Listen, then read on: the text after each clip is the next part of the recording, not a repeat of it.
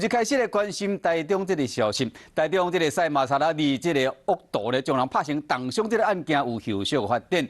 这个是咧重伤受伤的男大学生，经过2礼拜外治疗，度过死劫，今日总算出院。警方继续追查这个赛马萨拉利市长的主嫌呢，伊金钱到底为倒位来？伊投资这个258控这网络博缴集团，进前已经掠到3个嫌犯，即马又抄到伊替伊洗钱的这个博缴水房，甲2个博缴网站的机房，佫掠到13个嫌犯，拢总上班。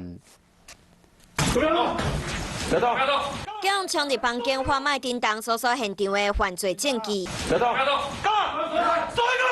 查到电脑主机17台、手机等等犯罪工具，佮不法所得89万，房间内底13位嫌犯拢总互掠起来。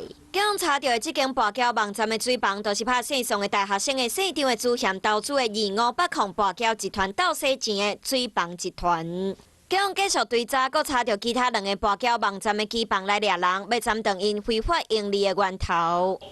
2处网络博弈机房，1处网络转账水房。